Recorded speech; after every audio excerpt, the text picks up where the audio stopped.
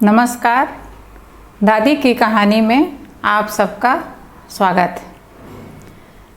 आज मैं आपको जो कहानी सुनाने जा रही हूँ उसका शीर्षक है जरद गौ की मूर्खता, यानी दुष्टों की मित्रता, संगति एवं उनके प्रति दिखाई गई सहानुभूति सदा विपत्तियों में डालती है। गंगा तट के गृद्धकूट नामक पर्वत पर पाकड़ का एक विशाल वृक्ष था।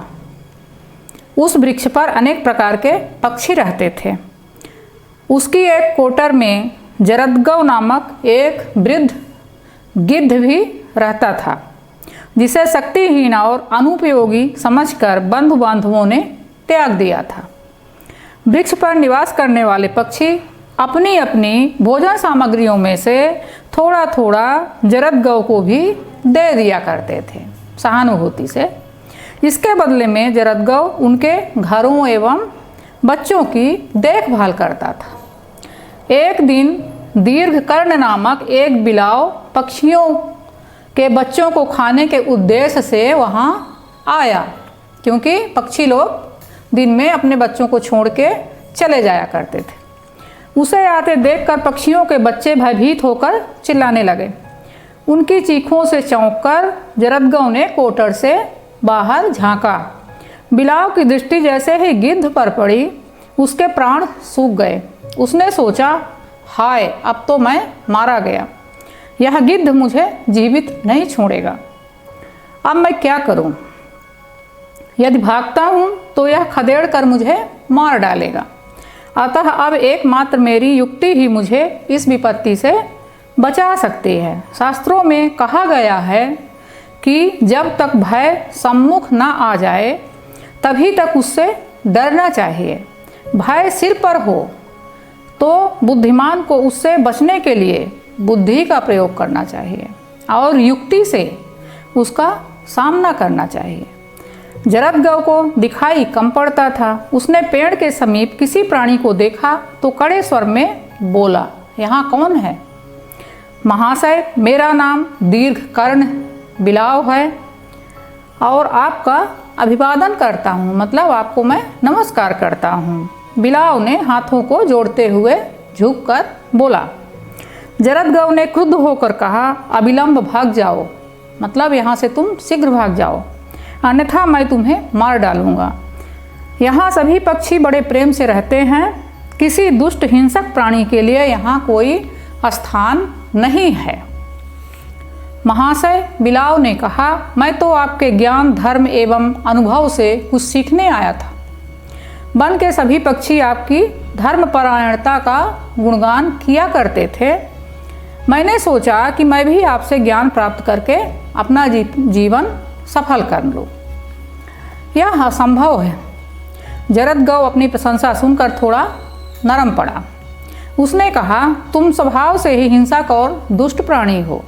मनु ने कहा है कि प्राणी को अपने ज्ञान के साथ मर जाना उचित है, परंतु वह भूल कर भी उसे ऊसर में न डाले, अर्थात कुपात्र को दान न दे। ऊसर मतलब वो खेत जहाँ बीज नहीं जमता, उसको ऊसर बोलते हैं।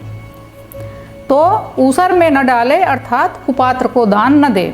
महाशय, मुझे आपके विचारों से भारी निराशा हुई है।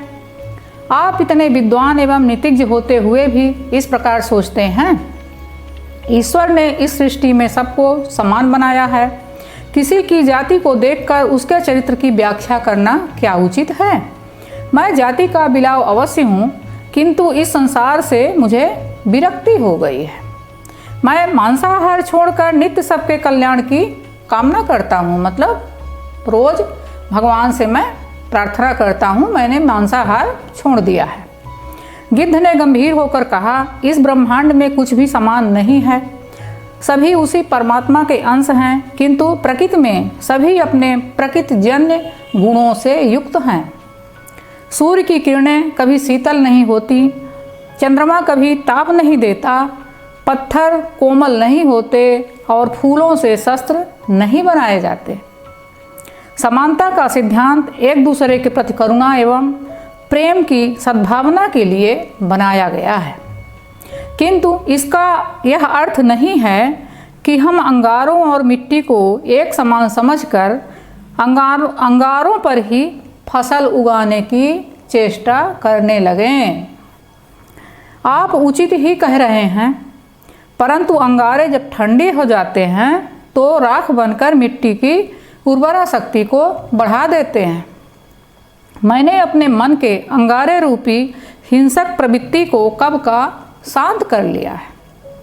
यदि आपकी कृपा हो जाए तो मेरा जीवन भी ज्ञान प्राप्त करके जीवों के कल्याण में लग जाएगा और मुझे मोक्ष की प्राप्ति हो जाएगी, ऐसा बिलाव ने कहा।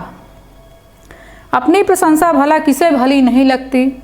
ईश्वर भी स्वयं की प्रशंसा से ही प्रसन्न होते हैं और यह उस प्रशंसा का ही प्रभाव है कि वह अपनी स्तुति करने वाले दुष्टों को भी भव सागर से बचा लेते हैं। जरदगव भी बिलाव की स्तुतिपूर्ण बातों से प्रभावित हो गया।